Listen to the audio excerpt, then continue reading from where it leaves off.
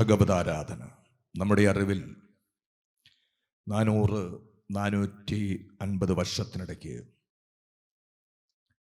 ഒരു യുവാവ് തൻ്റെ രോഗശാന്തിക്ക് വേണ്ടി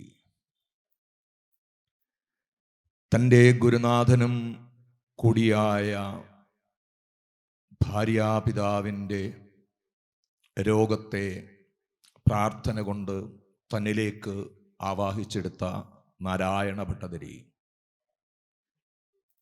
മനസ്സു നിറയെ ഭാഗവതത്തെ ആരാധിച്ചുകൊണ്ട്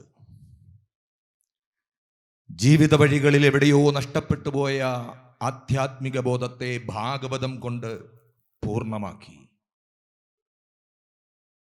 തൻ്റെ ഗുരുനാഥനിൽ നിന്നും ഏറ്റെടുത്തതായ രോഗത്തെ, അസുഖത്തെ, എഴുന്നേറ്റ് നടക്കാൻ വയ്യാത്ത ശാരീരിക അവസ്ഥയിൽ നിന്നും മുക്തി നേടി ഗുരുവായൂരമ്പലത്തിൻ്റെ തിരുനടയിലെത്തി സന്ദ്രാനന്ദാവബോധാത്മകമനുപമിതം കാലദേശാവധിഭ്യാം. നാരായണ ഭട്ടതിരി ഇങ്ങനെ നിന്ന് പ്രാർത്ഥിച്ചു, എൻ്റെ കണ്ണാ, എല്ലാ ആനന്ദത്തിൻ്റെയും മൂർത്തിമദ്ഭാവമായിരിക്കുന്നു അലയോ കണ്ണാ ഭഗവാനെ നാരായണ, തൃക്കൈയിലമരുന്ന മഹാവിഷ്ണവേ. നമ്മുടെ ഭക്തന്മാരെല്ലാവരും ഇപ്പോൾ പ്രാർത്ഥിക്കുകയാണ്. ഭഗവാന്റെ തിരുനടയിൽ നിന്ന് ഈ സത്രവേദിയിലേക്ക് ഒഴുകിയെത്തുന്ന എല്ലാ ഭക്തന്മാരും പ്രാർത്ഥിക്കുകയാണ്. സന്ദ്രാനന്ദാവബോധാത്മകം. ഇപ്പോൾ ഇത് നാരായണ ഭട്ടതിരി ചെല്ലുകയല്ല, നമ്മളുടെ മനസ്സ്, നമ്മുടെ അന്തർമനസ്സ് ഗുരുവായൂരപ്പന്റെ മുമ്പിൽ നിന്ന് നമ്മൾ ജപിക്കുകയാണ്. എന്താണ്? സന്ദ്രാനന്ദാവബോധാത്മകം അനുപമിതം കാലദേശാവധിഭ്യാം നിർമുക്തം നിത്യമുക്തം നിഗമശതസഹസ്രേണ നിർഭാസ്യമാനം. എന്നിട്ടോ ഒരു മാത്രയൊന്ന് നോക്കിയിട്ടൊന്നും കാണാൻ പറ്റുന്നില്ല ഭഗവാനെ. അസ്പഷ്ടം ദൃഷ്ടമാത്രേ. വീണ്ടും വീണ്ടും എൻ്റെ കണ്ണാ, എൻ്റെ കണ്ണാ എന്ന് പറഞ്ഞ് നമ്മൾ നോക്കുമ്പോൾ പുനരൊരു പുരുഷാർത്ഥാത്മകം ബ്രഹ്മതത്വം തത്താവദ്ബാധി സാക്ഷാത് ഗുരുപവനപുരേ. നമ്മുടെ ഭാഗ്യം ആ ഗുരുവായൂരപ്പൻ തൃക്കൈയിൽ തേവരുടെ മുമ്പിൽ എഴുന്നള്ളി ഇങ്ങനെ ഇരിക്കുന്നത് നമ്മുടെ ഭാഗ്യം. അരേ കണ്ണാ ഗുരുവായൂരപ്പ ശരണം. ഇവിടെ ഭാഗവതത്തിന്റെ തിരുനടയിൽ നിന്നുകൊണ്ട് നാരായണ ഭട്ടതിരി സർവരോഗത്തിൻ്റെയും ആയുരാരോഗ്യ സൗഖ്യത്തിന് വേണ്ടി പ്രാർത്ഥിച്ചു. തൻ്റെ യൗവനകാലത്ത് ആ ഭാഗവതം കഴിഞ്ഞ ഏതാനും ദിവസങ്ങൾ കൊണ്ട് എത്ര പ്രഭാഷണങ്ങൾ, എത്രമാത്രം സന്ദേശങ്ങളാണ് ഇവിടെ ഇരിക്കുന്ന സജ്ജനങ്ങൾക്ക് ലഭ്യമായിട്ടുള്ളത്. ഇതിനിടയിൽ നമ്മളെന്ത് പറയാനാണ്? ശ്രദ്ധിക്കൂ. ഭാഗവതത്തിൻ്റെ 18,000 ശ്ലോകങ്ങൾ, ഒരു ശ്ലോകത്തിൽ 32 അക്ഷരം എന്നാണ് കണക്ക്. ഒരു ശ്ലോകത്തിൽ 32 അക്ഷരം എന്ന് കണക്കാകുമ്പോൾ അതിനെ 18,000 കൊണ്ട് ഗുണിക്കുമ്പോൾ എത്ര അക്ഷരം വരും?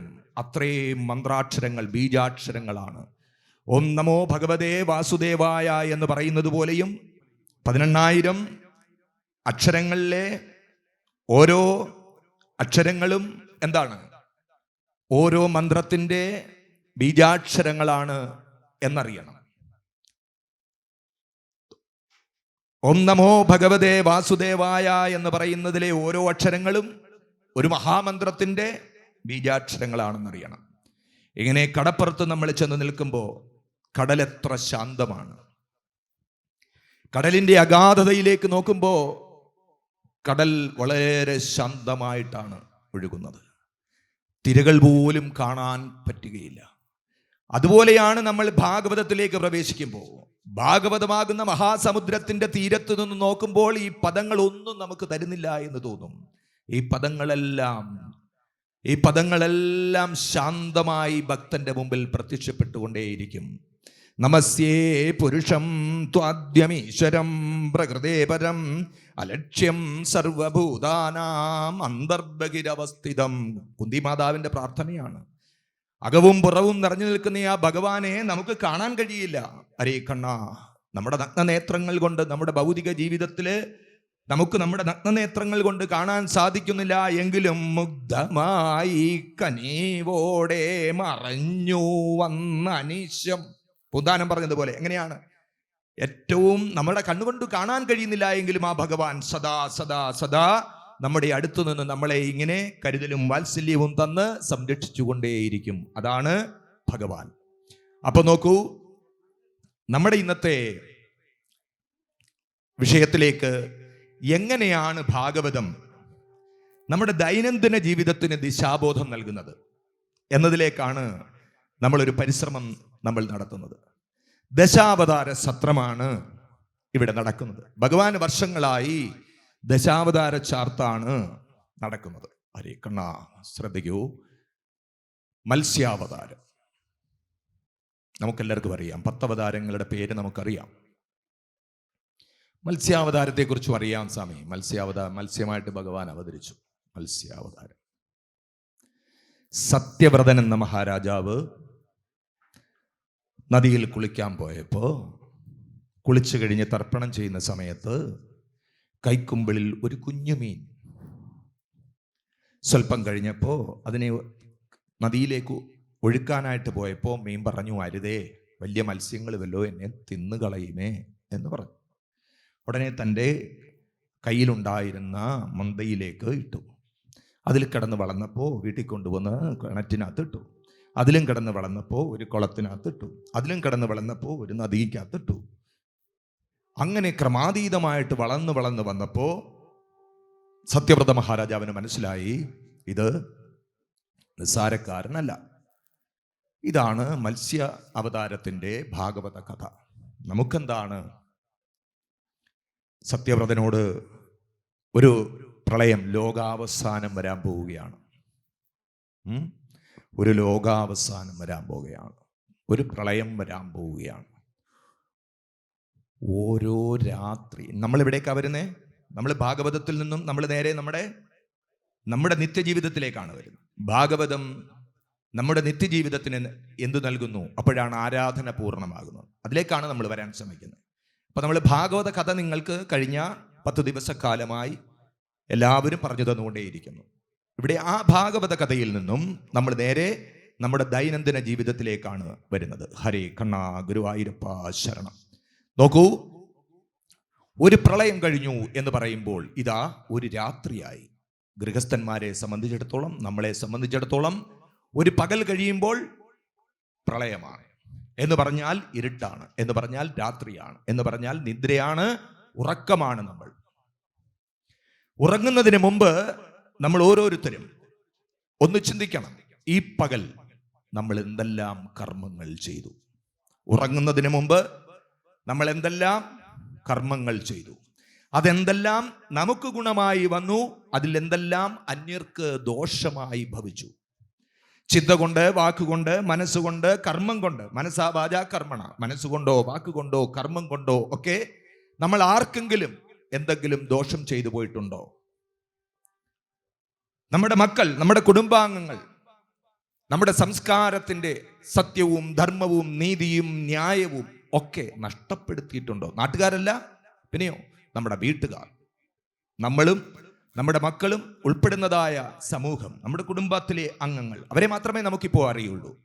അവരെന്തെങ്കിലും നഷ്ടപ്പെടുത്തി കളഞ്ഞിട്ടുണ്ടോ? അപ്പോൾ നമുക്ക് മനസ്സിലാകും, എൻ്റെ മകൻ, എൻ്റെ കൊച്ചുമോൻ മറ്റേ അയൽക്കാരനുമായിട്ട് വഴക്കിട്ടത്, ഒരാൾ സുഖമില്ലാതെ വന്നപ്പോൾ നമ്മൾ അയാളെ നിഷേധിച്ച് പറഞ്ഞു വിട്ടത്, ഇങ്ങനെ നിരവധി കാര്യങ്ങൾ, ധർമ്മം നമുക്ക് അവിടെ നഷ്ടമായല്ലോ ഭഗവാനെ. സത്യം പലതവണ ഞാൻ കള്ളം പറഞ്ഞല്ലോ ഭഗവാനെ. സത്യം, ധർമ്മം, നീതി, ന്യായം, ഭാരതീയ സംസ്കാരത്തിന്റെ മൂല്യങ്ങളിൽ പലതും നമുക്ക് നഷ്ടമായിക്കൊണ്ടിരിക്കുമ്പോൾ മത്സ്യസ്വരൂപനായ ഭഗവാൻ നിങ്ങളോട് ആവശ്യപ്പെടുന്നു. എന്താവശ്യപ്പെടുന്നു?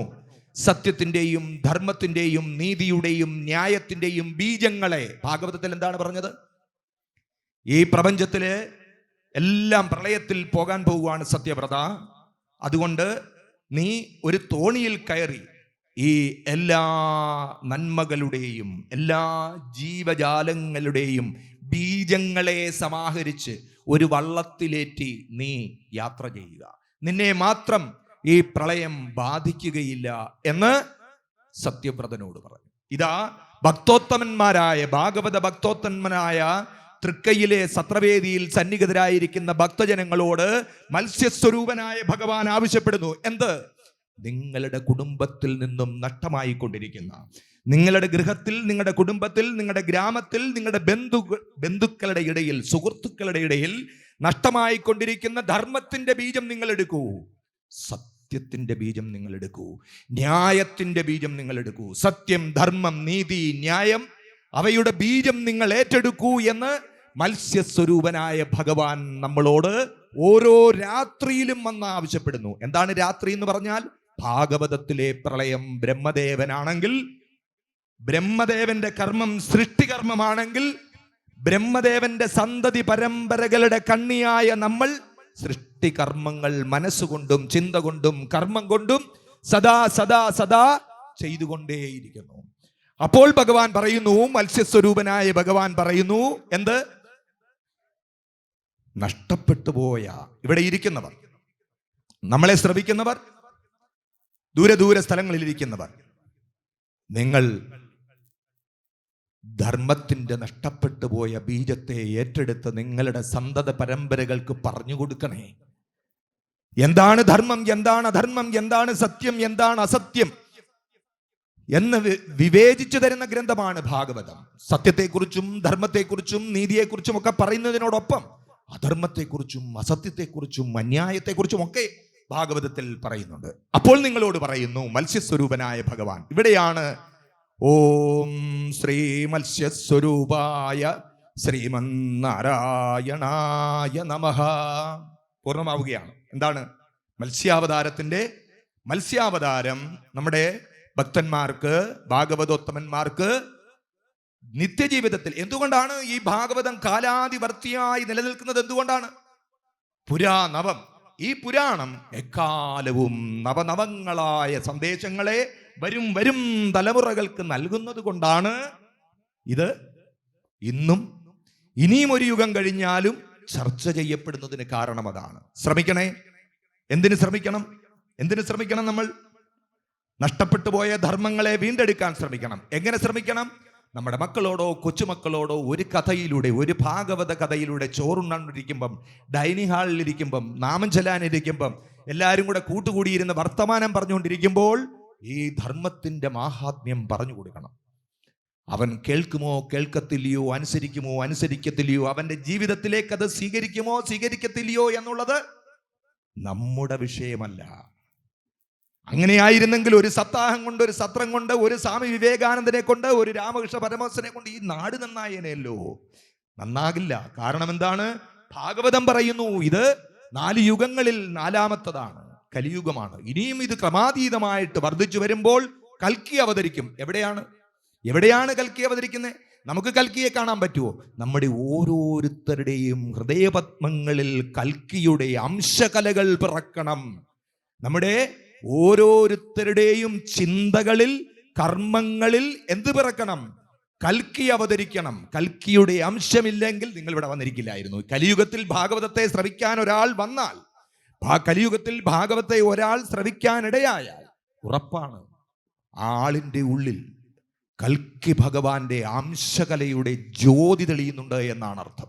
അതുകൊണ്ട് നമ്മൾ ആവശ്യപ്പെടുന്നു, മത്സ്യസ്വരൂപനായ ഭഗവാൻ നിങ്ങളോട് ആവശ്യപ്പെടുന്നു. എന്ത്? സത്യത്തെക്കുറിച്ച് നമ്മുടെ മക്കളെടുത്ത് പറഞ്ഞു കൊടുക്കണേ. ധർമ്മത്തെക്കുറിച്ച്, ന്യായത്തെക്കുറിച്ച്, നീതിയെക്കുറിച്ച് ഈ ഭാഗവതത്തിൽ പറയുന്ന ഏതെങ്കിലും ഒരു കഥ പറഞ്ഞ് ഒരു ദിവസം അവസാനിപ്പിക്കാവേ. ശിഷ്ടജീവിതം എത്ര ഉണ്ടെന്ന് പരീക്ഷത്തിനറിയാമായിരുന്നു. 7 ദിവസമേ ഉള്ളത്. നമുക്കറിയുമോ? നമുക്കറിയില്ല. ആയതുകൊണ്ട് ഇന്ന് പറയാനുള്ളത് ഇന്ന് തന്നെ പറയണം. നാളെ പറയാനുള്ളത് നാളെ പറയാൻ നേരം വെളുത്തെങ്കിൽ മാത്രമേ പറ്റൂ. നേരം വെളുക്കുമോ ഇല്ലയോ, അകത്തോട്ട് പോയ ശ്വാസം പുറത്തേക്ക് വരുമോ ഇല്ലയോ എന്ന് നമുക്കറിയാൻ പാടില്ലാത്തിടത്തോളം കാലം പറയാനുള്ളതെല്ലാം നാളത്തേക്ക് വെച്ചേക്കരുത്, അപ്പോഴെപ്പോൾ പറയണം. ഹരേ കൃഷ്ണ. എല്ലാവരും മനസ്സിൽ നിന്ന് പറയാമോ? ഓം മത്സ്യസ്വരൂപായ ശ്രീമന്നാരായണായ നമഃ. എല്ലാവരും മനസ്സിൽ പറഞ്ഞാൽ മതിയേ.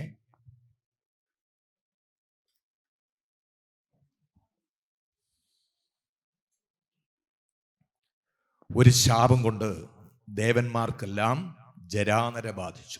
ഒരു ശാപം കൊണ്ട് ഭാഗവത കഥയാണ്. അപ്പൊ ഇത് നമ്മൾ വിശദീകരിക്കേണ്ട കാര്യമില്ല. ഒരു ശാപം കൊണ്ട് ദേവേന്ദ്രന് കൊടുത്ത മാല, ദുർവാസാവ് മഹർഷി ദേവേന്ദ്രന് കൊടുത്ത മാല ഒരു നിമിത്തമെന്നോണം ആനയുടെ പുറത്തേക്ക് ഇട്ടു. ആനയെ അത് ചവിട്ടി താഴെ ഇട്ടു. അത് ദുർവാസാവ് കണ്ടുകൊണ്ട് വന്നു. ദുർവാസാവ് ദേവേന്ദ്രനെ ശപിച്ചു. അങ്ങനെ ജരാനരകൾ ബാധിച്ചു. ദേവന്മാർക്കെല്ലാം ദേവത്വം നഷ്ടപ്പെട്ടു. ഉടനെ ദേവന്മാരെല്ലാം കൂടെ ചെന്ന് ഭഗവാന്റെ അടുത്ത് ചോദിച്ചു. ഭഗവാൻ പറഞ്ഞു, പാലാഴി കടഞ്ഞ് അമൃതെടുക്കൂ, അമൃതെടുത്ത് നിങ്ങൾ ഭക്ഷിച്ചുകൊള്ളൂ, ഭക്ഷിച്ച് നിങ്ങൾ പൂർവ്വ അവസ്ഥയിലെത്തിക്കത്തുള്ളൂ. ഭാഗവത കഥ. എന്താണ് ഭാഗവത കഥ? ഇതെങ്ങനെ കലിയുഗത്തിലെ ഈ സങ്കീർണമായ ജീവിതത്തിൽ ജീവിക്കുന്ന നമുക്ക് ഭഗവാൻ എങ്ങനെയാണ് കൂർമാവതാരമായി വന്ന് നമ്മളെ സഹായിക്കുന്നത് എന്നാണ് നമ്മൾ ചിന്തിക്കേണ്ടത്. ഓരോ ഭാഗം വായിക്കുമ്പോഴും, ഭാഗവതം വായിക്കുന്നവരടുത്ത് പറയുന്നതാണ്, ഓരോ ഭാഗം വായിക്കുമ്പോഴും ഓരോ ഭാഗവതത്തിലെ ഓരോ ഖണ്ഡങ്ങൾ നമ്മൾ ശ്രവിക്കുമ്പോഴും ആദ്യം പാരായണമല്ല, ആദ്യം ശ്രവണമാണ്. ശ്രവണം, പാരായണം, പഠനം, മനനം, അങ്ങനെയാണ്. ആദ്യം എവിടെങ്കിലുമൊക്കെ സമയം കിട്ടുമ്പോൾ ഏതെങ്കിലും ഒരു ദിവസം പോയിരുന്ന് എന്ത് ചെയ്യണം? ഭാഗവതത്തെ ശ്രവിക്കണം. ആരെങ്കിലും ചെല്ലുന്നത് ഇങ്ങനെ കേൾക്കണം. ജന്മാദ്യസ്യതോന്വയാദിതരദച്ഛത്വേഷവിജ്ഞസ്വരാൺ തേനേ ബ്രഹ്മഹൃദായ ആദികവയേ മുഹ്യന്തി യസ്സൂരയ തേജോ വാരിമൃതാം യഥാ വിനിമയോ യത്ര ത്രിസർഗോ മൃഷാ.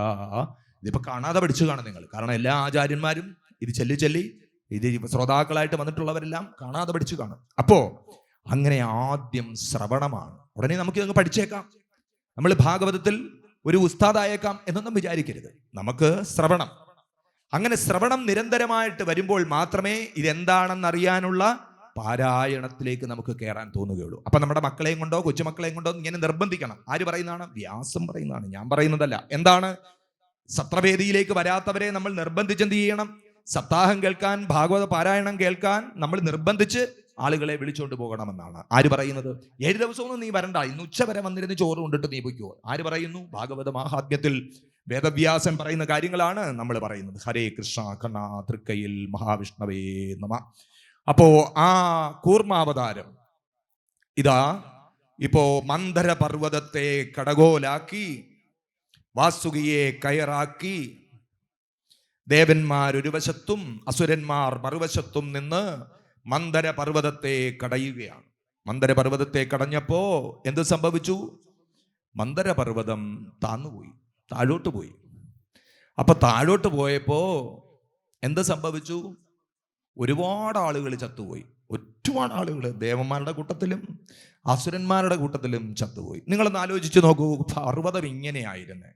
അപ്പൊ അതിന്റെ നടുക്ക് വെച്ച് കയറിട്ട് ഇങ്ങനെ ബന്ധിച്ചാൽ അത് തേഞ്ഞെന്ത് ചെയ്യും? മേളോട്ട് തന്നെ പോവുക തന്നെ ചെയ്യും.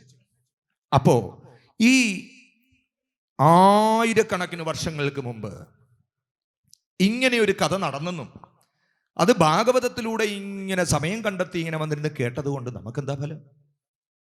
അതാണ്, അവിടെയാണ് സങ്കല്പത്തിന്റെ ബലം. എപ്രകാരമാണോ ഭഗവാനെ കണ്ണാ നാരായണ നീ കൂർമാവതാരമായി അവതാരമെടുത്ത് ഈ പ്രപഞ്ചരക്ഷയ്ക്ക് വേണ്ടി മന്ദരപർവ്വതത്തെ തന്റെ പുറന്തോടിൽ താങ്ങി നിർത്തി ദേവ അസുര മനുഷ്യ ഗണങ്ങളെയെല്ലാം രക്ഷിച്ചത്, അതുപോലെ നാനാതരത്തിലുള്ള ജീവിതയാത്രയിൽ ഇങ്ങനെ നമ്മുടെ ജീവിതയാത്രയിൽ ഒരുപാട് ശാപങ്ങളേറ്റാണ് നമ്മളിവിടെ വന്നിരിക്കുന്നത്. അല്ലാതെ ശാപങ്ങളേക്കാത്തവരാരുമില്ല. ഞാനും നിങ്ങളുമെല്ലാം. എന്താണ് ശാപം? ഈ അച്ഛൻ ശരിയാവത്തില്ലെന്ന് മോൻ പറഞ്ഞാലും ശാപമാ, ഇങ്ങേര് ശരിയാവത്തില്ലെന്ന് ഭാര്യ പറഞ്ഞാലും ശാപമാ. അങ്ങനെ നമ്മുടെ വാക്കിൽ നെഗറ്റീവായിട്ട് പറയുന്നതിനകത്തെല്ലാം എന്തുണ്ട്? ശാപത്തിന്റെ കണികകളുണ്ട്. അത് ഒരു നെഗറ്റീവ് വലയം എന്ന് പറയും. അതൊരു വലയമായിട്ട് ഇവനെ ബന്ധിക്കും. ബന്ധിച്ചു കഴിഞ്ഞാൽ പിന്നെ ഇവൻ അനങ്ങാൻ പറ്റില്ല. അതിന്റെ കഥകൾ ഒരുപാട് ഭാഗവതത്തിലുണ്ട്. അത് നമുക്ക് ആചാര്യന്മാർ പറഞ്ഞ് നിങ്ങൾക്ക് തന്നിട്ടുണ്ടാവും. അപ്പോൾ ശാപം ദേവന്മാർക്ക് മാത്രം കൊടുത്തിട്ടുള്ളൊരു സാധനമല്ല, അസുരന്മാർക്ക് മാത്രം കൊടുത്തിട്ടുള്ളൊരു സാധനമല്ല. ഇത് ദൈനംദിന ജീവിതത്തിൽ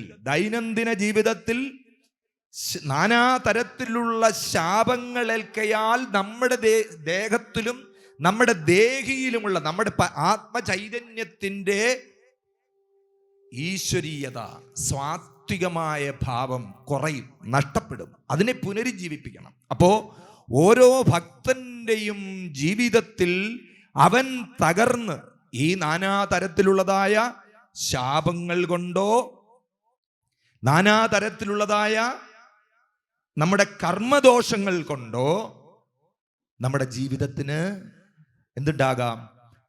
മന്ദരപർവ്വതം നദിയിലേക്ക് ഭഗവത്കരങ്ങളിൽ നിന്നും ഊരി വീണതുപോലെ നമ്മളും ചിലപ്പോൾ മുങ്ങിപ്പോകാം. നമ്മുടെ എത്രയോ കുടുംബങ്ങൾ അങ്ങനെ മുങ്ങിപ്പോയിട്ടുള്ളത് നമ്മൾ കാണുന്നുണ്ട്. അങ്ങനെ മുങ്ങിപ്പോകുമ്പോൾ എൻ്റെ കണ്ണാ തൃക്കയ്യിലപ്പ എന്ത് ചെയ്യണം? ഇതാണ് സങ്കല്പം. എപ്രകാരമാണോ ഭഗവാനെ അങ്ങ് കൂർമാവതാരമായി അവതരിച്ച് മന്ദരത്തെ താങ്ങി നിർത്തിയത്, മന്ദര പർവ്വതത്തെ താങ്ങി നിർത്തിയത്, നമ്മൾ ഓരോ ഭാഗം വായിക്കുമ്പോഴും ഓരോ ഭാഗം പാരായണം ചെയ്യുമ്പോഴും ശ്രവിക്കുമ്പോഴും വെറുതെ ഒരു ഗ്രന്ഥമായിട്ട് അതിനെ കാണാതെ അതാത് സന്ദർഭങ്ങളിൽ ആ സങ്കല്പത്തിന് ബലം കൊടുത്താൽ, എപ്രകാരം കല്യാണം കഴിഞ്ഞ് മണ്ഡപത്തിൽ നിന്നും മകൾ അങ്ങോട്ട് ഭർതൃഗൃഹത്തിലേക്ക് പോകുന്നതിന് മുമ്പ് അച്ഛനും അമ്മയും മകളെ അനുഗ്രഹിക്കുമ്പം ഓഡിറ്റോറിയത്തിലുള്ള എല്ലാവരും കേക്കെയാണോ അനുഗ്രഹിക്കുന്നത്? അല്ലല്ലോ. വിളക്ക് കൊടുക്കുമ്പം മൈക്ക് വെച്ച് അനൗൺസ് ചെയ്താണോ? അല്ലല്ലോ. അപ്പോഴൊരു സങ്കല്പമുണ്ട്, ഒരു അമ്മയുടെ സങ്കല്പമുണ്ട്. ആ സങ്കല്പത്തോളം ബലം ആ സങ്കല്പ സമയത്തുണ്ടായ ആ മുഹൂർത്ത സമയത്തെ സങ്കല്പത്തിന്റെ പ്രാർത്ഥനാ ബലമാണ് തൻ്റെ മകളുടെ അല്ലെങ്കിൽ തൻ്റെ മകന്റെ ജീവിത വിജയത്തിന് അടിസ്ഥാന ശില. ആ ബലം വേണം ഭഗവാനോട് പ്രാർത്ഥിക്കുമ്പോൾ. ഒരു ഫോർമാലിറ്റിയിൽ വന്ന് നിറവറയിട്ട് തുളസിക്കതിരിട്ട് പ്രാർത്ഥിച്ചത് കൊണ്ട് ആ സങ്കല്പത്തിന് ബലം വരില്ല. സങ്കല്പത്തിന് ബലമുണ്ടാകണം. ഭഗവാനെ കാണാൻ പള്ളിക്കൂടത്തിൽ പോയ കുഞ്ഞു വരാൻ താമസിച്ചു. LKG പഠിക്കുന്ന കുഞ്ഞാണ്. വണ്ടിയിൽ കണ്ടുമില്ല. അമ്മ എന്തു ചെയ്യും? അമ്മയുടെ ഒരു വിഷമം, അമ്മയുടെ ഒരു സന്ധ്യയായി, 4 മണിയായി, 5 മണിയായി, 6 മണിയായി, അമ്മയുടെ വിഷമം ആരെ കാണാൻ? കുഞ്ഞിനെ കാണാൻ. കുഞ്ഞു വന്നില്ലല്ലോ. ആ വെപ്രാളവും ആ വിഷമവും ഉണ്ടാകണം കണ്ണനെ കാണാൻ. കണ്ണാ നിന്നെ കാണുന്നില്ലല്ലോ എന്ന് പറഞ്ഞിട്ട് കാര്യമില്ല. പിന്നെയോ തൻ്റെ കുഞ്ഞിനെ കാണാൻ ഒരമ്മയ്ക്ക് എത്രമാത്രം ഹൃദയത്തിന് ഇടിപ്പുണ്ടോ അതുപോലെ നിങ്ങൾ ഹൃദയമിടിപ്പോടുകൂടി എൻ്റെ കണ്ണനെ ഒന്ന് കാണണം എന്ന് നിങ്ങളൊന്ന് ആഗ്രഹിച്ചു നോക്കൂ. മുഗ്ധമായി കനിവോടെ നിങ്ങളുടെ അടുത്ത് വന്ന് നിൽക്കുമ്പോൾ ആ തുളസി മലരിൻ്റെ, തുളസി പൂവിൻ്റെ ഗന്ധം നിങ്ങൾക്ക് അനുഭവിക്കാൻ കഴിയും. ഭഗവാൻ അടുത്ത് വന്നിട്ടുണ്ട് എന്ന് അനുഭവിക്കാൻ കഴിയും. അങ്ങനെ നമ്മുടെ നിത്യജീവിതത്തിൽ നമ്മൾ താന്നു പോകുമ്പോൾ, നമ്മുടെ നിത്യജീവിതത്തിൽ നമ്മുടെ കുടുംബത്തിന് താഴ്ചയുണ്ടാകുമ്പോൾ, മുങ്ങിപ്പോകുമ്പോൾ, എൻ്റെ കണ്ണാ, എൻ്റെ ഗുരുവായൂരപ്പ, നാരായണ, തൃക്കയ്യിലപ്പ, നീ ഞങ്ങളെ എപ്രകാരമാണോ കൂർമാവതാരമെടുത്ത് ഭഗവാൻ മന്ദരപർവ്വതത്തെ താങ്ങി നിർത്തിയത്, നമ്മുടെ നിത്യജീവിതത്തിൽ ഭഗവാനെ അങ്ങ് കൂർമാവതാര സ്വരൂപത്തിൽ നിന്ന് ഞങ്ങളുടെ ജീവിതത്തെയും താങ്ങി നിർത്തണേ എന്ന് സങ്കല്പം ചെയ്യണം. അതാണ് ഭാഗവതാരാധന. എല്ലാവരും ഒരു നിമിഷം ഒന്ന് കണ്ണടച്ച് മനസ്സിൽ പ്രാർത്ഥിക്കുമോ?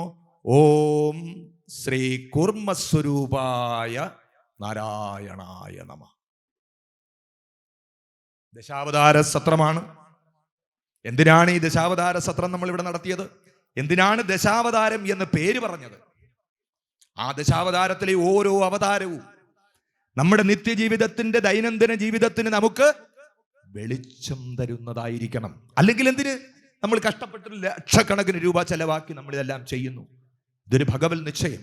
പൂർവ്വയുഗങ്ങളിൽ ഇവിടെ ഇത്തരം മഹാസത്രങ്ങളും യജ്ഞങ്ങളും നടന്നിരിക്കും. ആ കാലമാകുമ്പോൾ ആരുടെയെങ്കിലും മനസ്സിലേക്ക് ഇങ്ങനെ ഒരു മഹാസത്രം നടത്തുന്നതിനുള്ള വിത്തിടും. അത് മുളയ്ക്കും. അത് മുളച്ചതുകൊണ്ടാണ് ഇത്രയും വിപുലമായി ഭക്തജനങ്ങൾ ഇവിടെ ഒഴുകിയെത്തിയത്. എല്ലാവരും ശ്രോതാക്കളായിട്ട് ഈ കസേരകൾ ഉണ്ടാവണം എന്ന് നമ്മൾ ആഗ്രഹിക്കരുത്. ഇവിടെ ഇങ്ങനെ ഭഗവത് മന്ത്രങ്ങൾ, ഭഗവാന്റെ മന്ത്രതരംഗങ്ങൾ എന്താണ്? ഭാഗവതത്തിലെ ഓരോ ശ്ലോകങ്ങളിലെ ഓരോ വാക്കുകൾ മാത്രമല്ല, ഓരോ അക്ഷരങ്ങൾ പോലും മന്ത്രബീജാക്ഷരങ്ങളാണ്. ആ മന്ത്രതരംഗങ്ങൾ ഈ അന്തരീക്ഷത്തിൽ അലയടിക്കുമ്പോൾ ഇതിങ്ങനെ കൈവഴികളായി ഈ ഗ്രാമത്തിന്റെ, ഈ നാടിന്റെ നാനാ വഴികളിലേക്ക് ഒഴുകിപ്പോയിക്കൊണ്ടേയിരിക്കും. അസാധാരണമായ പ്രതിരോധ ശക്തി. ഈ ഗ്രാമത്തിൽ ജാതി മത വർഗ വർണ്ണ ഭേദമില്ലാതെ ഈ ഗ്രാമത്തിലെ മുഴുവൻ ജനങ്ങളിലേക്കും ഇപ്പോൾ ഒഴുകിക്കൊണ്ടേയിരിക്കുകയാണ്. അത്രമാത്രം ഈശ്വരീയമായ മന്ത്രങ്ങളാണ് ഇവിടെ ജപിക്കപ്പെട്ടത്, ഇവിടെ ഉരുവിട്ടത്. മത്സ്യം കൂർമ്മം വരാഹസ്വരൂപായ ശ്രീമന്നാരായണായ നമഃ.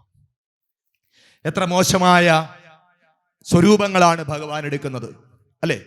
മത്സ്യം, കൂർമ്മം, വരാഹം, എത്ര മോശമായതാണ്. എന്താണ് മോശവും മോശമല്ലാത്തതും തമ്മിൽ? ഈ പ്രപഞ്ചത്തിലുള്ളതെല്ലാം ആരാണ്?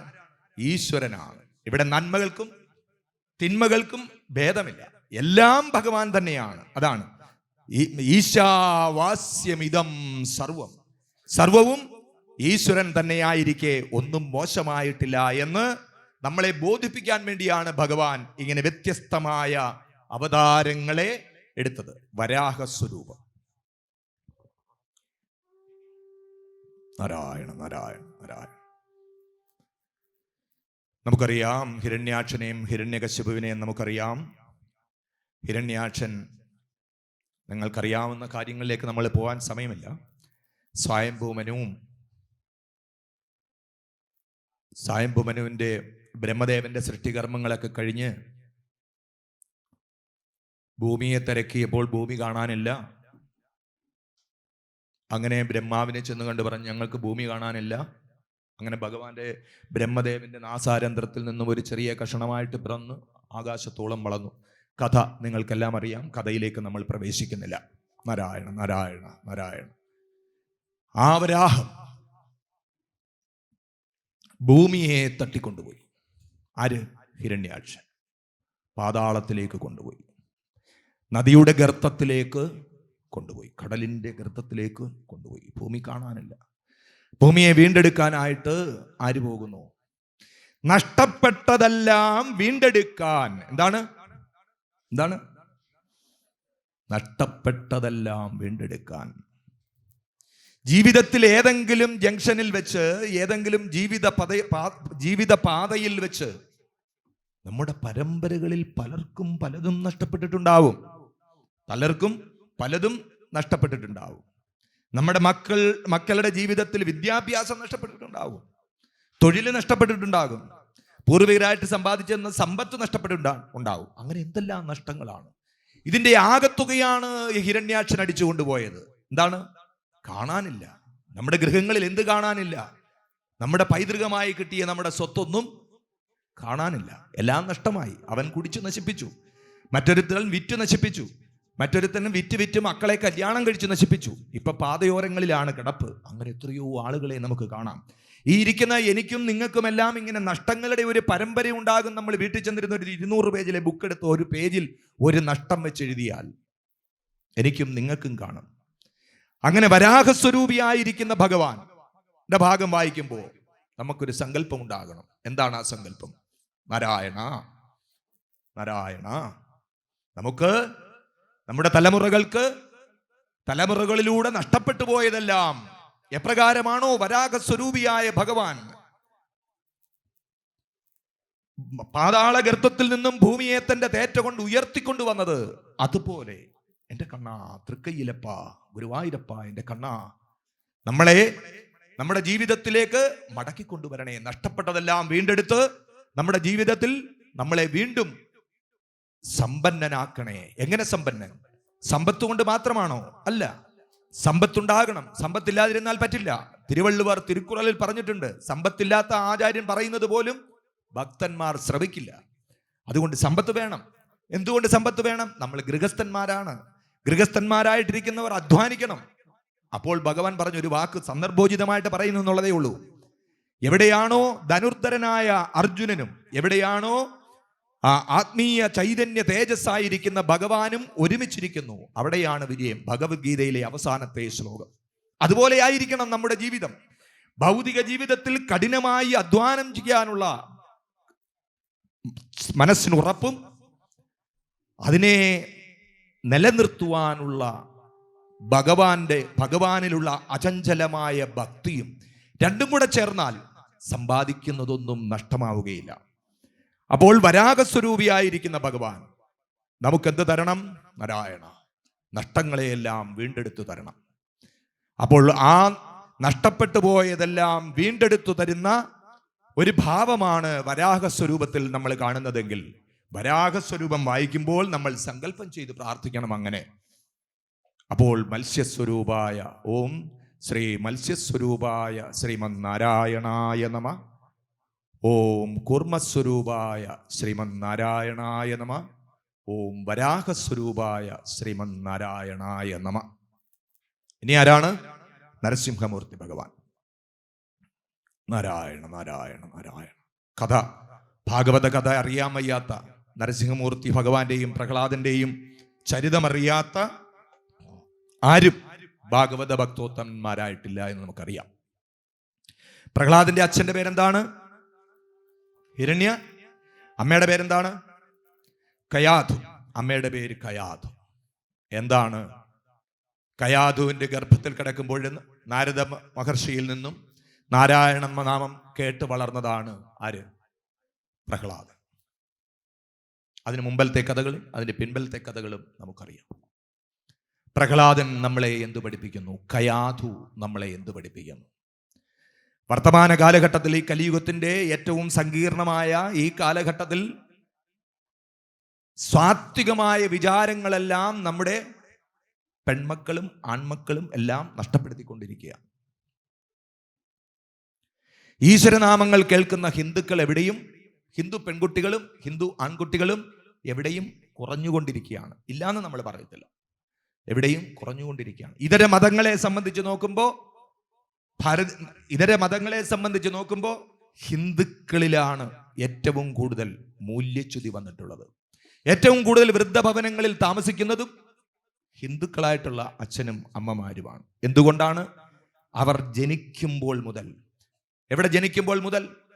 ഒരു അച്ഛനിൽ നിന്നും ഒരമ്മയുടെ ഗർഭപാത്രത്തിലേക്ക് പിറന്നു വീഴുന്നത് മുതൽ ആ വയറ്റിൽ ഗർഭപാത്രത്തിൽ കിടക്കുന്ന കുഞ്ഞ് അനുഭവിക്കുന്നത് ഇന്ന് ഏറ്റവും നെഗറ്റീവായിട്ടുള്ള കാര്യങ്ങളാണ്.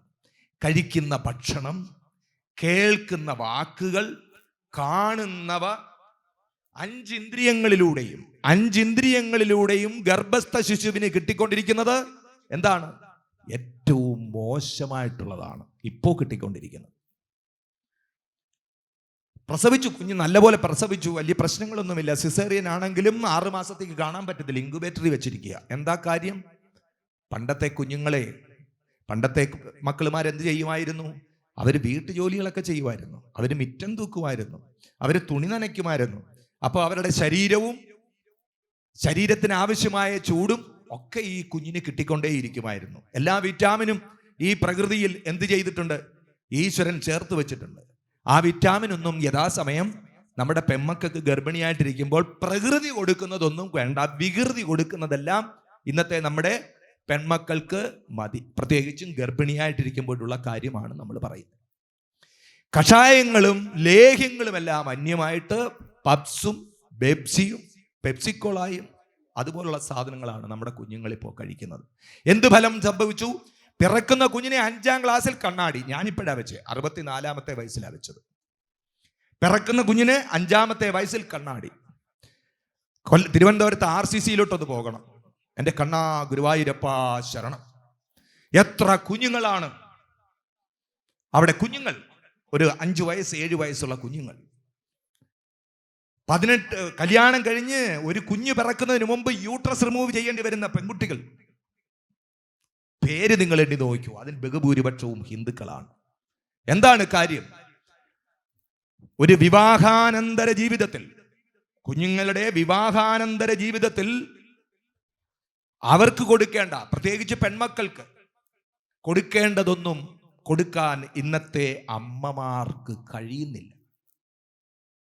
അപ്പൊ കുഞ്ഞിങ്ങനെ കളിച്ച് ചിരിച്ചോണ്ട് ഇങ്ങനെ ഇരിക്കുകയാണ് വയറ്റിൽ. 7ാം മാസം മുതൽ ഭാഗവതത്തിൽ പറയുന്നുണ്ട്, അതൊന്നും ഞാൻ പറയുന്നില്ല ഇപ്പോൾ.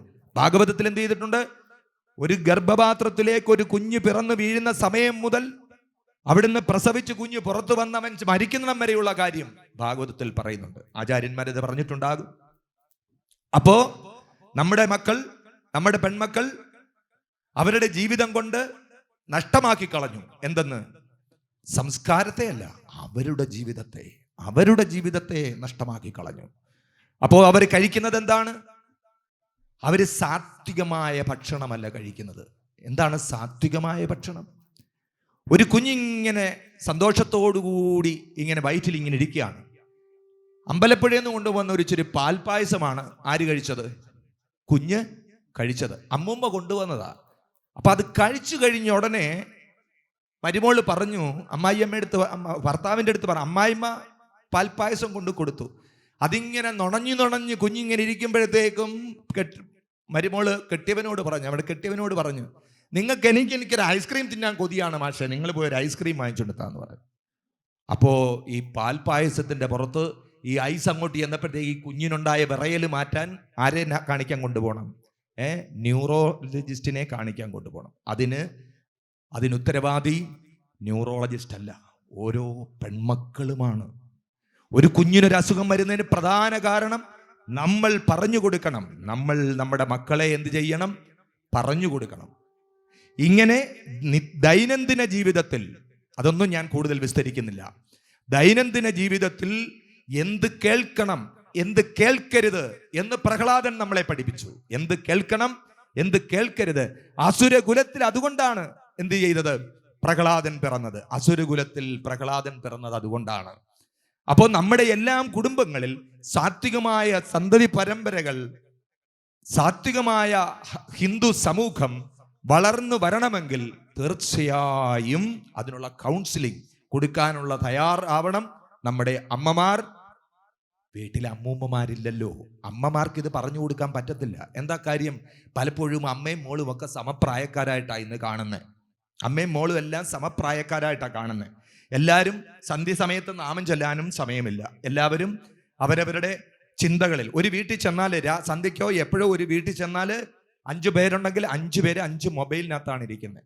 നമുക്ക് ആരോടും സംസാരിക്കാൻ പറ്റില്ല. അപ്പോൾ ഇത്തരം പ്രക്രിയകളെ, ഇത്തരം സത്സംഗങ്ങളിലൂടെ എന്ത് ചെയ്യാൻ കഴിയണം? അല്പം ഒരാൾക്ക്. ലോകം മുഴുവൻ ഒരുമിച്ച് നന്നാവുമോ? ഇല്ല. നമ്മുടെ ഗ്രാമം മുഴുവൻ ഒരുമിച്ച് നന്നാവുമോ? ഇല്ല. ഒരാൾക്കെങ്കിലും, ഒരാളിൻ്റെ ഹൃദയത്തിലെങ്കിലും ഈ വിത്തിടാൻ കഴിഞ്ഞാൽ ആ വിത്ത് വളരും.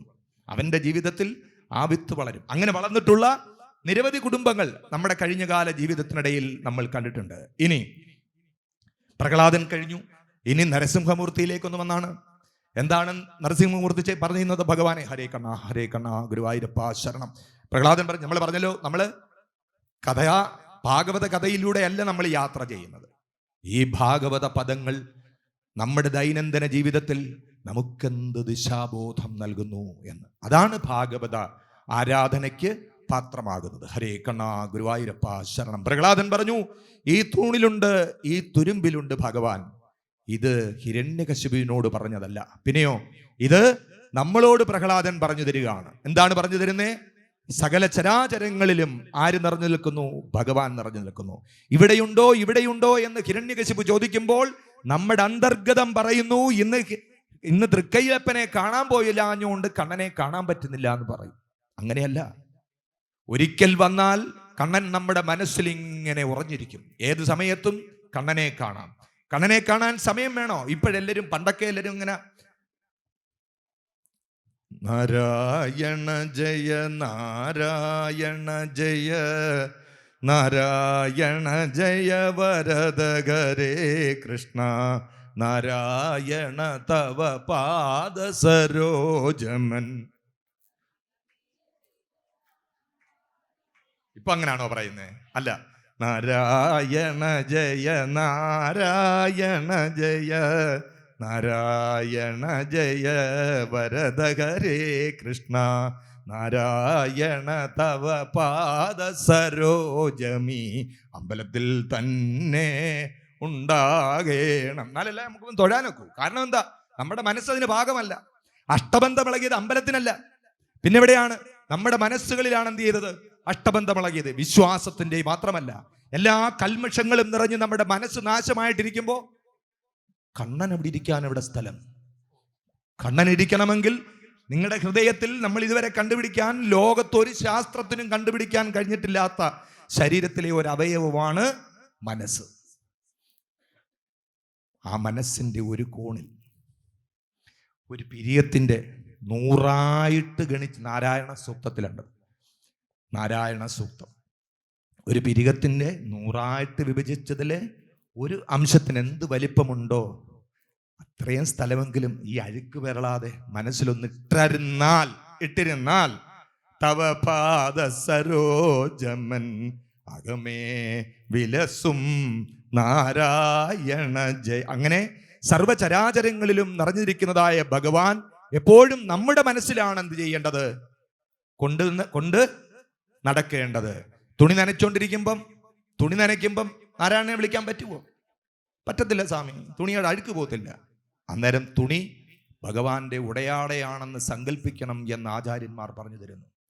നമ്മൾ അടുക്കളയിൽ പാചകം ചെയ്യുമ്പോൾ ഭഗവാനുള്ള നിവേദ്യമാണ് ഉണ്ടാക്കുന്നതെന്ന് സങ്കല്പം ചെയ്യാൻ നമ്മുടെ ആചാര്യന്മാർ നമുക്ക് പറഞ്ഞു തരുന്നു. അങ്ങനെ നിങ്ങളുടെ കർമ്മങ്ങളിൽ ഏതിൽ വ്യാപരിച്ചാലും നിങ്ങളുടെ മിറ്റം തൂക്കുമ്പോൾ അത് ശ്രീകോവിൽ തൂക്കുന്നതായിട്ട് സങ്കല്പം ചെയ്യണം എന്ന് ആചാര്യന്മാർ നമുക്ക് പറഞ്ഞു തരുന്നു. ശങ്കരാചാര്യ സ്വാമികൾ പറഞ്ഞു, ജപോ ജൽപാ ശില്പം സകലമഭിമുദ്രാ വിരചന ഗതിപ്രാദക്ഷ്യണ്യമ അശനാദ്യാഹുതി വിധിം തുടങ്ങി ശങ്കരാചാര്യ സ്വാമികൾ സൗന്ദര്യലഹരി പറഞ്ഞു. നമുക്ക് മന്ത്രങ്ങളൊന്നും അറിയത്തില്ല ഭഗവാനെ, നമ്മൾ സാധാരണ ഗൃഹസ്ഥന്മാരല്ലേ, നമുക്ക് മന്ത്രങ്ങളും വിഷ്ണു സഹസ്രനാമമൊന്നും നമുക്ക് കാണാതറിയത്തില്ല ഭഗവാനെ, പുരുഷ സൂക്തവും സ്ത്രീ സൂക്തവും ഭാഗ്യസൂക്തവും ഒന്നും നമുക്കറിയത്തില്ല ഭഗവാനെ. അപ്പോൾ ആചാര്യസ്വാമികൾ നമുക്ക് പറഞ്ഞു തരുന്നു, എന്ത്? ഞാൻ ജൽപ്പിക്കുന്നതെല്ലാം കണ്ണാ നിന്റെ മന്ത്രമായിട്ട് കരുതിക്കൊള്ളണം. നമ്മൾ മക്കളെ വിളിക്കുന്ന വിളി പോലും എൻ്റെ കണ്ണാ, ഇതൊക്കെ പ്രായോഗികമാണോ സ്വാമി, ഇതൊക്കെ നടക്കുന്ന കാര്യമാണോ എന്ന് ചോദിച്ചാൽ നടത്താത്തതൊന്നും ഞാൻ പറഞ്ഞിട്ടില്ല. എന്താണ്? നമ്മുടെ നിത്യജീവിതത്തിൽ നമ്മൾ ആചരിക്കാത്തതൊന്നും നമ്മൾ എന്ത് ചെയ്യുന്നില്ല, ഇവിടെ ഇരുന്ന് പറഞ്ഞു തരുന്നില്ല എന്നർത്ഥം. ഹരേ കണ്ണാ ഗുരുവായൂരപ്പ ശരണം. അപ്പോ നമ്മൾ ജപിക്കുന്നതെല്ലാം, നമ്മൾ പറയുന്നതെല്ലാം ഭഗവാനെ കണ്ണാ നിന്റെ മന്ത്രമായിട്ട് സ്വീകരിക്കുക. അപ്പൊ കുളിക്കണോ ഭഗവാനെ? രാവിലെ കുളിക്കാതെ എങ്ങനെയാ നാമം ചെല്ലുന്നത്? കുളിക്കണ്ട, കുളി ശരീരത്തിനാണ്. മനസ്സ് ശുദ്ധമായിരുന്നാൽ മതി. മനസ്സ് ശുദ്ധമായിരുന്നാൽ അവിടെ ഭഗവാൻ ഇരിക്കാനുള്ള ഇടമുണ്ടാകും. അപ്പോൾ മനസ്സുകൊണ്ടും കർമ്മം കൊണ്ടും ചെയ്യുന്നതെല്ലാം അത് ഭഗവാന് വേണ്ടിയുള്ളതാണെന്ന് നമ്മൾ മനസ്സുകൊണ്ട് സങ്കല്പം ചെയ്തു കഴിഞ്ഞാൽ 24 ഉറങ്ങുന്ന സുഖസുഷുപ്തിയിലേക്ക് വീഴുന്ന സമയം വരെ ഈശ്വരീയമായ കർമ്മങ്ങളിലാണ് നമ്മൾ മുഴുകുന്നതെന്ന് അറിയുക. നരസിംഹമൂർത്തി ഭഗവാൻ, അങ്ങനെ നരസിംഹമൂർത്തി ഭഗവാന്റെ മുമ്പിലേക്ക് എല്ലാ ഹിരണ്യകശിപുവിന്റെ വധമെല്ലാം കഴിഞ്ഞു അല്ലേ? ഹിരണ്യകശിപുവും ഹിരണ്യാക്ഷനും ആരായിരുന്നു? ആർക്ക് ശാപം കിട്ടിയതാണ്? ഒക്കെ നമ്മൾ പഠിച്ചു കഴിഞ്ഞതാണ്. ജനമേജയന്മാർക്ക് ശാപം കിട്ടിയേ അങ്ങനെ പിറന്നതാണ്. ഞാൻ നിന്നെ വന്ന് രക്ഷിച്ചു കൊള്ളാം, ഞാൻ നിന്നെ വന്ന് എന്നോട് ചേർത്ത് കൊള്ളാം എന്ന് ഭഗവാൻ എന്ത് ചെയ്തിട്ടുണ്ടായിരുന്നു? ഹിരണ്യകശിപുവിനും ഹിരണ്യാക്ഷനും എന്ത് കൊടുത്തിട്ടുണ്ടായിരുന്നു? വാക്കും കൊടുത്തിട്ടുണ്ടായിരുന്നു. എഴുത്തച്ഛന്റെ ഭാഗവതത്തിൽ 2 വാക്ക് കിടപ്പുണ്ട്. ഹിരണ്യകശിപുവിനെ ഇങ്ങനെ മടിയിൽ കയറ്റി കിടത്തി ഇങ്ങനെ കുടൽമാല പുറത്തെടുക്കാൻ പോകുന്നതിന് തൊട്ട് മുമ്പായിട്ട് ഭഗവാൻ ഹിരണ്യകശിപുവിന്റെ ചെവിയിൽ പറയുന്നു, നമുക്ക് വീണ്ടും കാണാം, വിഷമിക്കണ്ടെന്ന്. എന്താ? അതാണ് ഭക്തനോട് ഭഗവാന്റെ സ്നേഹവാത്സല്യം. അതാണ്. അപ്പോൾ നിങ്ങളുടെ ജീവിതത്തിൽ ഹിരണ്യകശിപുവിനെ പോലെ അറിയാതെ തെറ്റുകൾ ചെയ്തു പോയാലും, അറിയാതെ അധർമ്മങ്ങൾ ചെയ്തു പോയാലും, ഒരു മന്ത്രം നിങ്ങളുടെ ജന്മത്തെ എപ്പോഴെങ്കിലും ജപിച്ചിട്ടുണ്ടെങ്കിൽ അതിൻ്റെ ബോണസുമായിട്ട് ആര് വരും? കണ്ണൻ വരും. അതിൻ്റെ ബോണസ് നിങ്ങൾക്ക് തരാൻ വരും. ഹരേ കണ്ണാ ഗുരുവായൂരപ്പ ശരണം. മത്സ്യം കൂർമ്മം വരാഹം ഓം നൃസിംഹമൂർത്തി സ്വരൂപായ ശ്രീമന്നാരായണായ നമ.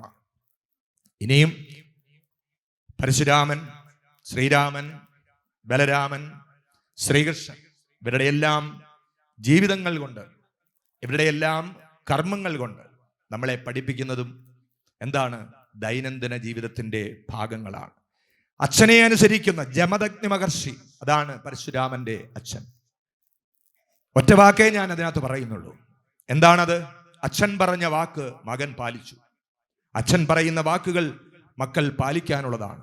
അമ്മ പറയുന്ന വാക്കുകൾ മക്കൾ പാലിക്കാനുള്ളതാണ്. അമ്മയുടെ മനസ്സറിഞ്ഞ് ജീവിക്കുന്നവൻ സത്സന്താനം. അച്ഛന്റെ മനസ്സറിഞ്ഞ് ജീവിക്കുന്നവൻ സത്സന്താനം. അച്ഛന്റെയും അമ്മയുടെയും പറയുന്നത് കേട്ട് ജീവിക്കുന്നവൻ മധ്യമ മക്കളാണ്, മധ്യമ സ്വരൂപമാണ് അവർക്ക്. അച്ഛനും അമ്മയും പറയുന്നത് കേൾക്കാതെ നടക്കുന്നവർ അധമസന്തതികളാണ്. അധമസന്തതികളാണ്. അധമസന്തതികൾ പിറക്കാതിരിക്കണമെങ്കിൽ നമ്മളെ കേട്ടുകൊണ്ടിരിക്കുന്നവർ സന്ധ്യയ്ക്ക് രാവിലെ ഒരല്പസമയം നിങ്ങളുടെ എവിടെയാണോ നിങ്ങളുടെ ഇരുന്ന് നാമം ജപിക്കാൻ പറ്റുന്നത് അവിടെ ഇരുന്ന് നാമം ജപിക്കണം. നമ്മളെ കേൾക്കുന്നവർ അവിടെ ഇരുന്ന് നാമം ജപിക്കണം. അപ്പോൾ അസത്തായിട്ട് നടക്കുന്നവരുടെ ബൗദ്ധിക തലത്തിലേക്ക് പോലും ആ മന്ത്രജപത്തിന്റെ ഊർജം കടന്നു ചെല്ലും. ഒരു മന്ത്രവും ചൊല്ലിയില്ലെങ്കിൽ പോലും നാരായണ നാരായണ നാരായണ നാരായണ നാരായണായ നാരായണായ നാരായണായ നാരായണായ ഹരേ കണ്ണാ, ഇതിൻ്റെയൊക്കെ ഈശ്വരോർജ പ്രവാഹം എത്രയാണെന്നാണെന്ന് ഇനിയും കണ്ടെത്താൻ നമുക്ക് കഴിഞ്ഞിട്ടില്ല. അങ്ങനെ മത്സ്യസ്വരൂപനായ ശ്രീമന്നാരായണനും കൂർമ്മസ്വരൂപനായ ശ്രീമന്നാരായണനും, മത്സ്യം കൂർമ്മം, വരാഹസ്വരൂപനായ ശ്രീമന്നാരായണനും, നൃസിംഹമൂർത്തി സ്വരൂപനായ ശ്രീമന്നാരായണനും, പരശുരാമസ്വരൂപന്റെ വേറെ നിരവധി കർമ്മങ്ങൾ നമ്മുടെ ദൈനംദിന ജീവിതത്തോട് കൂട്ടിച്ചേർത്ത് വായിക്കാവുന്നതുണ്ട്.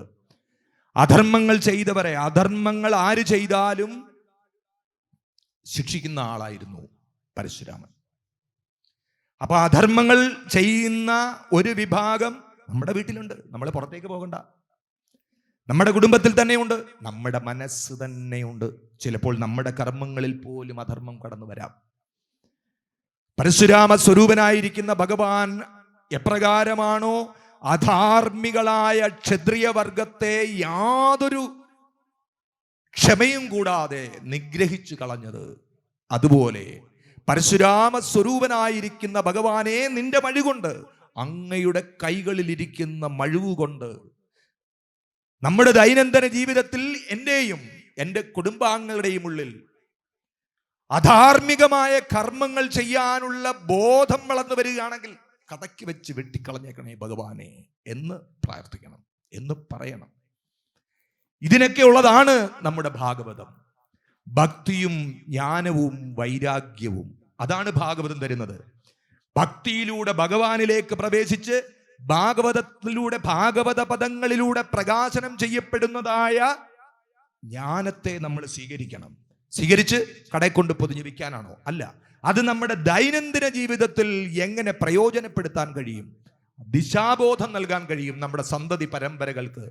ആ തരത്തിലേക്ക് ഭാഗവതത്തിലെ ഓരോ ശ്ലോകങ്ങളും ആ തരത്തിൽ നമുക്ക് പറഞ്ഞു തരുന്നുണ്ട്. 18,000 ശ്ലോകങ്ങളിലെ ഓരോ ശ്ലോകങ്ങൾ എടുത്ത് നമ്മൾ പരിശോധിക്കുകയാണെങ്കിൽ ഇതാ കുന്തി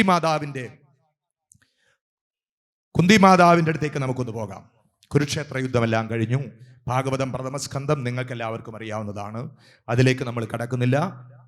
നാരായണ നാരായണ. കുന്തി മാതാവിന്റെ സ്തുതി നിങ്ങൾക്ക് എല്ലാവർക്കും അറിയാം അല്ലെ? എല്ലാവർക്കും അറിയാമല്ലോ കുന്തി മാതാവിന്റെ സ്തുതി. നാരായണ നാരായണ നാരായണ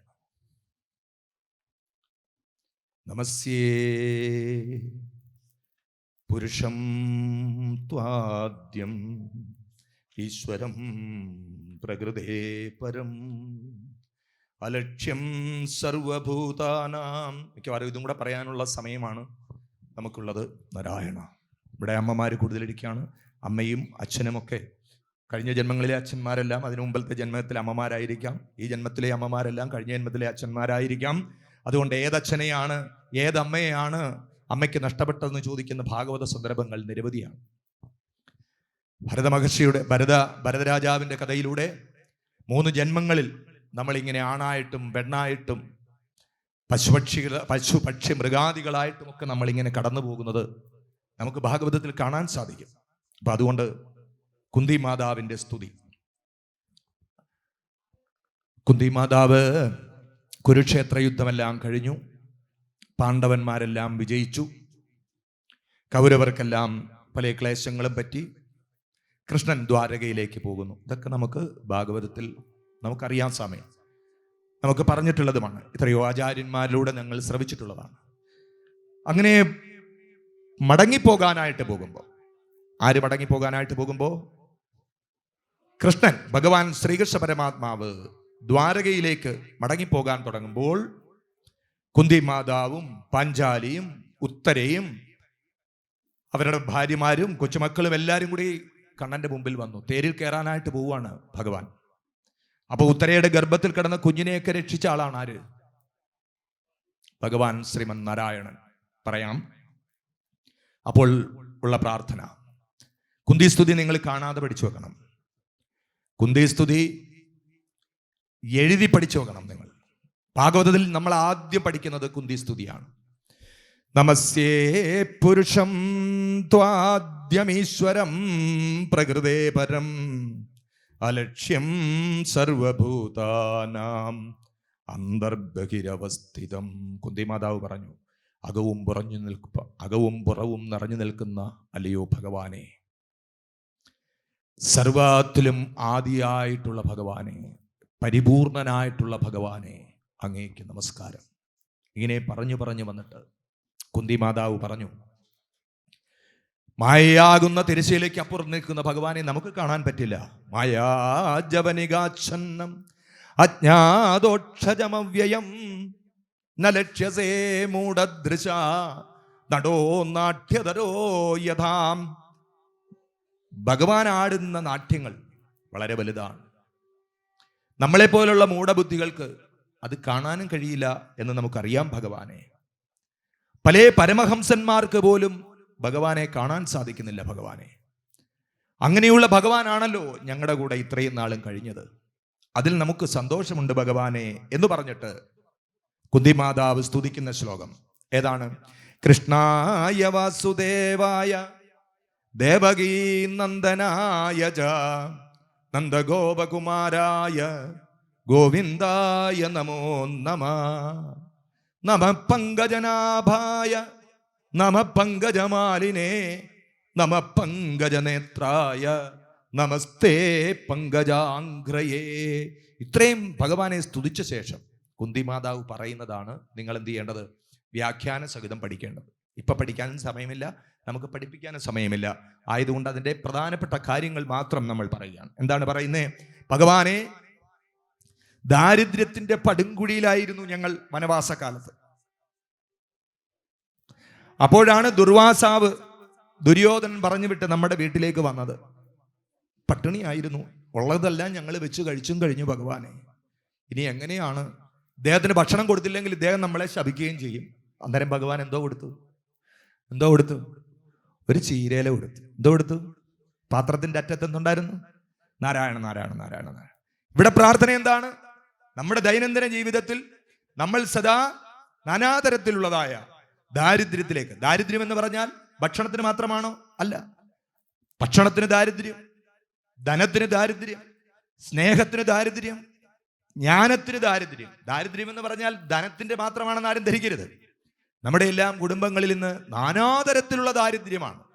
അതിലൊരു ഉദാഹരണം സിംബലൈസ് ചെയ്യുക മാത്രമാണ് ഈ ചീരയിലയിലൂടെ ആചാര്യൻ വ്യാസാചാര്യൻ പറഞ്ഞു തരുന്നത്.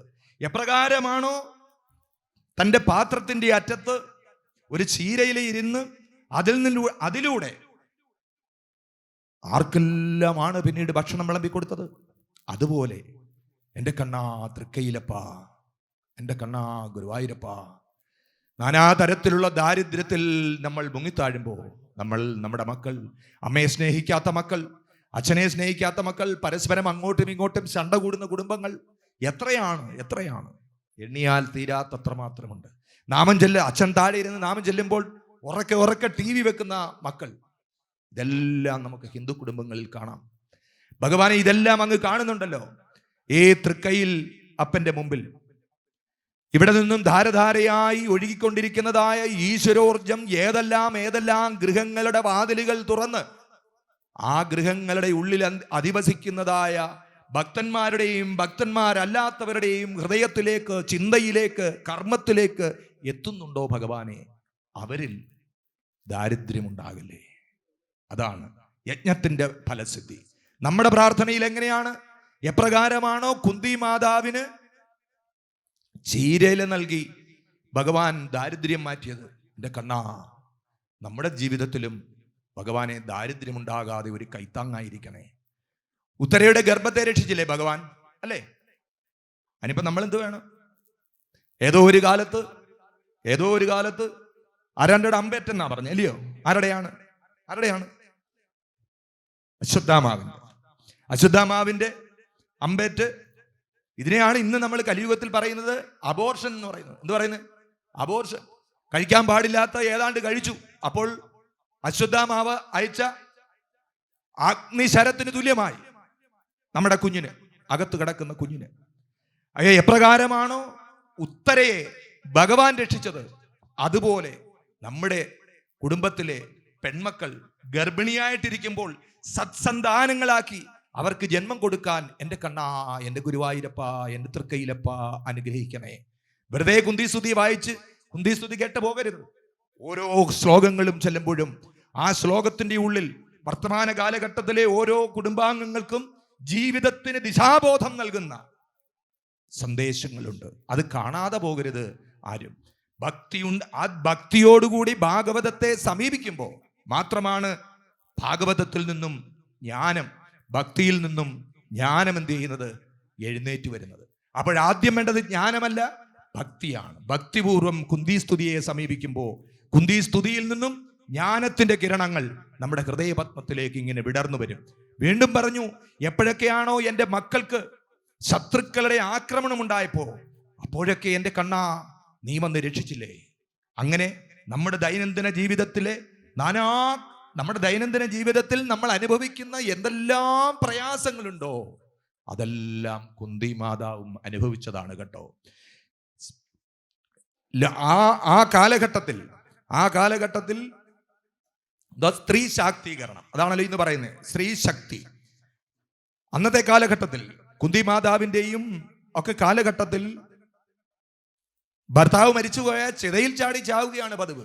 അന്ന് കുന്തി മാതാവ് പറഞ്ഞു, ഞാൻ ചാടില്ല കേട്ടോ, ഞാൻ ചാടില്ല, പറക്കമുറ്റാത്ത എൻ്റെ കുഞ്ഞുങ്ങളെ എനിക്ക് വളർത്തണം എന്ന് പറഞ്ഞ ആദ്യത്തെ സ്ത്രീ ശാക്തീകരണത്തിന്റെ ആദ്യത്തെ ബിംബമാണ് കുന്തി മാതാവ്. അപ്പോഴാ കുന്തി മാതാവിനെ പോലെ നമ്മളാകണം. എങ്ങനെയാകണം? നമുക്കൊന്നും നമ്മുടെ മക്കൾക്ക് കൊടുക്കാൻ പറ്റത്തില്ല കേട്ടോ ഇന്നത്തെ കാലത്ത്. എന്തു കൊടുത്താലാണ് നമ്മുടെ മക്കളെ പൂർണ്ണമാക്കി സംതൃപ്തിപ്പെടുത്താൻ കഴിയുക? ഒന്നും പറ്റില്ല. പിന്നെന്തു കൊടുക്കാൻ പറ്റും? ഈ കുന്തിസ്തുതി നിത്യജപത്തിലൂടെ. ഈ കുന്തിസ്തുതി നിത്യം ജപിക്കാൻ പറയല്ലേ സ്വാമി, അത് ചിലപ്പോൾ പറ്റിയെന്ന് വരത്തില്ല. വേണ്ട, നിങ്ങൾക്ക് ഇഷ്ടമുള്ള സമയങ്ങളിൽ, നിങ്ങൾക്ക് പ്രയാസങ്ങൾ വരുന്ന സന്ദർഭങ്ങളിൽ, നിങ്ങളുടെ ജീവിതത്തിൽ എപ്പോഴെങ്കിലും ഒരു തടസ്സം, ജീവിതയാത്രയ്ക്ക് ഒരു ബുദ്ധിമുട്ട് നിങ്ങളുടെ കുടുംബത്തിൽ ആർക്കെങ്കിലും ഉണ്ടാകുന്ന സന്ദർഭത്തിൽ ഒരു നെയ്വിളക്ക് കൊളുത്തി വെച്ച് കണ്ണനെ മുമ്പിൽ മനസ്സുകൊണ്ട് പ്രതിഷ്ഠിച്ചിരുന്ന് കുന്തിസ്തുതി ചൊല്ലി പ്രാർത്ഥിക്കൂ.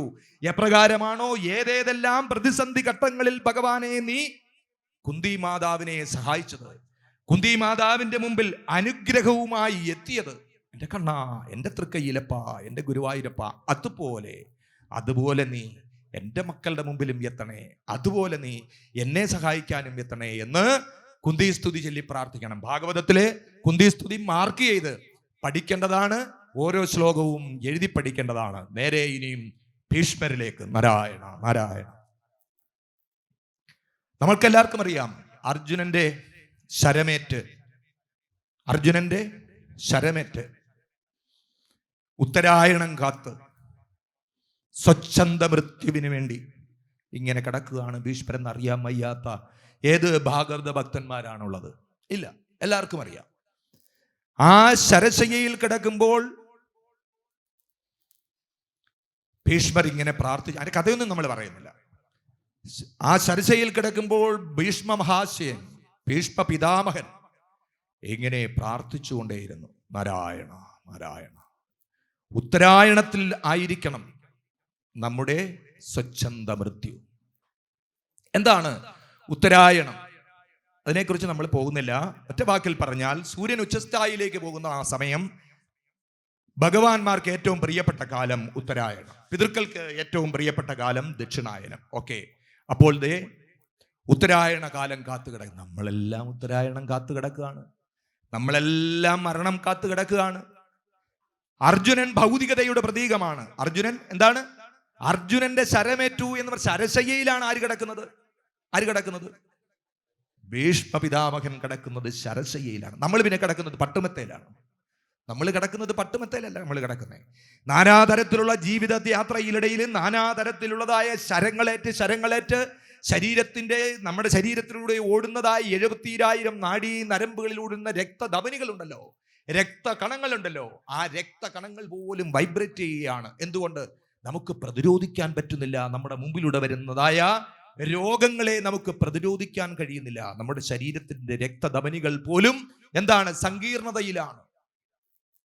ശരീരത്തിലെ ഓരോ രോമകൂപങ്ങളും എഴുന്നേറ്റ് നിന്ന് വേർപ്പ് പൊടിക്കുകയാണ്. എന്താണ് വേർപ്പായിട്ട് പോകുന്നത്? എന്താണ് വേർപ്പായിട്ട് പോകുന്നത്? അവിടെയാണ് ഭീഷ്മ പിതാമഹന്റെ പ്രാർത്ഥന പോലെ നമ്മുടെയും പ്രാർത്ഥന. അപ്പോൾ കുന്തിമാതാവും പാഞ്ചാലിയും ഒക്കെ വന്നിട്ട് മഹാശയന്റെ അടുത്ത് ചോദിക്കും, ഒരുപാട് ഉപദേശങ്ങൾ കൊടുക്കും കേട്ടോ. അതൊക്കെ നിങ്ങൾക്കറിയാം, ഇവിടെ ചർച്ച ചെയ്യപ്പെട്ട് കഴിഞ്ഞു കാണും. ഒരുപാട് ഉപദേശങ്ങൾ ഭഗവാൻ ശ്രീമൻ മഹാവിഷ്ണു യുധിഷ്ഠിരാദികൾക്ക്, ധർമ്മപുത്രർക്കും മറ്റും നൽകും. ആ കൂട്ടത്തിലുള്ളതാണ് വിഷ്ണു സഹസ്രനാമവും. നാരായണ നാരായണ നാരായണ. അപ്പോൾ കുന്തിമാതാവ് എല്ലാവരും കൂടെ ചോദിക്കും, ഇത് നേരത്തെ അറിയത്തില്ലായിരുന്നോ? എന്താ ഇത് നേരത്തെ അറിയത്തില്ലായിരുന്നോ? നേരത്തെ അറിയാമായിരുന്നെങ്കിൽ ഈ യുദ്ധം ഉണ്ടാവത്തില്ലായിരുന്നല്ലോ, ഈ യുദ്ധം ഒഴിവാക്കാമായിരുന്നല്ലോ അങ്ങക്ക്. അങ്ങനെ ചോദിക്കുമ്പോൾ ഞാൻ ചുരുക്കി 2 വാക്കിലാണ് മഹാഭാരതത്തിന്റെ ആ ഒരു സന്ദർഭത്തെ പറയുന്നത്. അപ്പോൾ അദ്ദേഹം പറയും, ഞാൻ എൻ്റെ കൗരവന്മാർ തന്നതായ തമോ ഗുണം നിറഞ്ഞ രജോ ഗുണം നിറഞ്ഞ ഭക്ഷണം കഴിച്ച് എൻ്റെ ശരീരത്തിൽ മല പോലെയായി അധർമ്മം. കഴിക്കുന്ന ഭക്ഷണം എങ്ങനെയുള്ളതായിരിക്കണം? ഉത്തമ ഭക്ഷണമായിരിക്കണം, സാത്വികമായ ഭക്ഷണമായിരിക്കും. എന്താണ് സ്വാമി സാത്വിക ഭക്ഷണം? അത് നിങ്ങൾക്കറിയാം, ഇല്ലെങ്കിൽ മറ്റ് ആചാര്യന്മാർ പറഞ്ഞു തരും. നല്ല ഭക്ഷണം കഴിക്കണം, സാത്വിക ഭക്ഷണം കഴിക്കണം. അങ്ങനെ സാത്വിക ഭക്ഷണം കഴിക്കാൻ ഇടവന്നില്ല ആർക്ക്? ഭീഷ്മ പിതാമഹന്. അങ്ങനെ മോശമായ ഭക്ഷണം കഴിച്ചും പിന്നൊരു ഭക്ഷണം കഴിച്ചു. അതേതാണ്? അവര് പറഞ്ഞ വാക്കുകളാകുന്ന ഭക്ഷണം. ആര്? കൗരവാദികൾ പറയുന്ന വാക്കുകളാകുന്ന ഭക്ഷണം കഴിച്ച് എന്ത് സംഭവിച്ചു? അവിടെയും നാശം സംഭവിച്ചു. അങ്ങനെ നാനാ തരത്തിലുള്ളതായ നാനാ വിധത്തിലുള്ളതായ ഭക്ഷണം കഴിച്ച് ഞാൻ എന്തായി? എൻ്റെ സത്വഗുണം പോയി തമോ ഗുണം വർദ്ധിച്ചു. ഇപ്പോ അർജുനന്റെ ശരമേറ്റ് ആ രക്തമെല്ലാം വാർന്നുപോയി. ഇപ്പോ എൻ്റെ ഉള്ളിൽ സത്വഗുണം മാത്രമായി. ഇതുപോലെ ശരങ്ങളേറ്റ്, നാനാ തരത്തിലുള്ളതായ ശരങ്ങളേറ്റേറ്റ് നമ്മൾ എന്ത് ചെയ്യുകയാണ്? ഉത്തരായണം കാത്തു കിടക്കുകയാണ്. ആ ഉത്തരായണം കാത്തു കിടക്കുന്ന നമ്മൾ നാരായണ മന്ത്രമാകുന്ന മന്ത്രം ജപിച്ച് നമ്മുടെ ശരീരത്തിലുള്ള രോമകൂപങ്ങളിലൂടെ വിയർപ്പ് കണങ്ങളായി നമ്മുടെ തമോ ഗുണത്തിന്റെ സ്വഭാവത്തെയെല്ലാം കളഞ്ഞ് അതിൽ നിന്നും മുക്തനായി സാത്വികനായ ഈശ്വരീയ ഭക്തനായി നിങ്ങൾ പരിണമിച്ചാൽ ഉത്തരായണം വന്നു നമ്മളെ വരവേൽക്കും. പിന്നെയോ പൂർണ്ണ നിലാവ് വന്ന് നിങ്ങളെ, പൗർണമിക്കാലം വന്ന് നിങ്ങളെ വരവേൽക്കും, നമ്മളെ വരവേൽക്കും.